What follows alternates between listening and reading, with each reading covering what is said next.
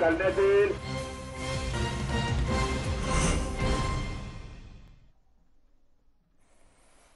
Break नंतर आपल्या सगळ्यांचं पुन्हा एकदा स्वागत। आता जाऊयात राज्याच्या उपराजधानीत नागपूरमध्ये मागच्या 24 तासात कोरोनाचे 596 नवीन रुग्ण सापडले, तर 297 रुग्णांना डिस्चार्ज मिळालाय।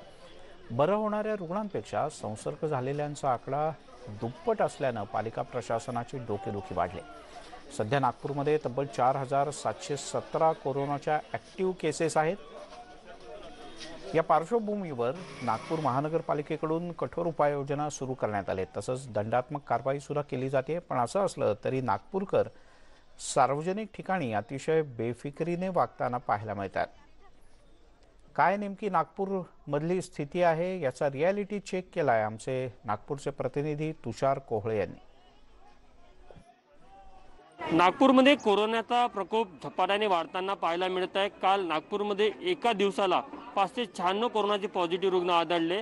असं असताना देखील आपण जर का जमिनी स्तरावरची हकीकत बघितली तर नागरिकांमध्ये एक गांभीर्य पाहायला मिळत नाही। सध्या मी नागपूरच्या महात्मा फुले मार्केटमध्ये, जर का तुम्ही नजर टाकली त्या महात्मा फुले मार्केटमध्ये बघा, अनेक लोकांनी मास्क घातलं, पण ते कुठेतरी टेम्पररी व्यवस्था पाहायला मिळत आहे। त्यांच्या नाकावर मास्क नाही आहे, तोंडापर्यंत मास्क आहे, काही लोकांच्या तर होनटीवर पर्यंत मास्क आलेला आहे।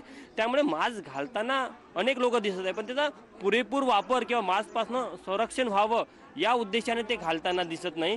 ही एक मोठी गंभीर गोष्ट इथे पाहायला मिळत आहे। नागपूरमध्ये जो कोरोनाचा संक्रमणाचा दर आहे तो प्रचंड आहे इतर राज्याच्या इतर जिल्ह्याच्या तुलनेने। जर का बघायचं झालं तर काल जे कोरोनाच्या ज्या टेस्ट झाल्या होत्या, साधारण 5,500 कोरोनाच्या टेस्ट झाल्या होत्या आणि त्यामध्ये जवळपास 596 पॉझिटिव्ह सापडले। साधारण 10 ते 12% हा दर आहे। महत्त्वाची गोष्ट की कोरोनाचे रुग्ण बरे होण्याची संख्या त्यापेक्षा डबल कोरोनाची लागण होण्याची संख्या। असं असताना देखील नागरिक गंभीर दिसत नाही। तुम्ही इथे जर नजर फिरवली ना, बहुतांश लोक हे मास्क घातला आहे पण ते तोंडावर आहे आणि सोशल डिस्टन्सिंगचं देखील पालन होताना दिसत नाही। नागपूरची ही बाजार मंडी आहे, महात्मा फुले बाजार मंडी, ही अत्यंत महत्त्वाची आहे। इथनं संपूर्ण शहरामध्ये भाजीचा पुरवठा केला जातो, त्यामुळे साधारण रोज 10,000 लोक इथे भाजीची खरेदी करायला येतात। ते चिल्लर व्यापारी असतात आणि ते शहरातल्या वेगवेगळ्या भागामध्ये भाजीची विक्री करतात। एक प्रकारे हे कॅरियर सेंटर बनलेलं आहे। आपल्यासोबत बाजार समितीचे सचिव, आपण त्यांच्याकडनं जाणून घ्या, पालिकेनं ज्या काही गाईडलाईन्स दिल्या त्या गाईडलाईन्स इथे पालन होताना दिसत नाही। इथे आता जवळपास असं म्हणायला पाहिजे की मी 95% ज्या गाईडलाईन आहे सरकारच्या त्या सगळ्या पालन करतो। त्याच्या मागचं मुख्य कारण म्हणजे असं आहे की मागच्या वेळेला 2.5 ते 3 महिने आमचा हा बाजार जो होता बंद होता, पहिल्या म्हणजे 2020च्या मार्चमध्ये। त्याच्यामुळं आता आम्ही व्यापारी लोक मागच्या वेळेला एवढे हवालदिल होऊन गेलो होतो की त्यावेळेला, त्याच्यामुळं आता जे आहे सरकारच्या आणि शासनाच्या धोरणानुसार हे आम्ही सगळ्या गाईडलाईनचं इथे पालन करतो। शहरातल्या विविध ठिकाणाहून, ग्रामीण भागातून फार मोठ्या संख्येने इथे लोक येतात आणि आल्याबरोबर आम्ही त्यांच्या असोसिएशनकडनं आम्ही त्यांना सकाळी सगळ्यांना सूचना देतो की सगळे शासनाच्या ज्या आहे सोशल डिस्टन्सिंग ठेवा, मास्क घाला आणि थोडंसं मार्केटमध्ये जास्ती गर्दी होऊ देऊ नका।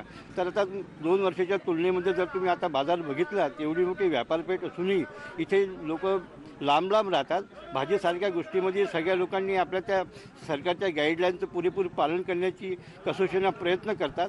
ही बाजारपेठ संक्रमणाचा कॅरियर बनू नये ही महत्त्वाची भीती इथे पाहायला मिळत आहे। त्यामुळे नागरिकांनी, इथल्या व्यापाऱ्यांनी आणि ग्राहकांनी काळजी घेण्याची गरज आहे। जर का हे स्वतः काळजी घेईल तरच आपण कुठेतरी संक्रमणावर मात करू शकू।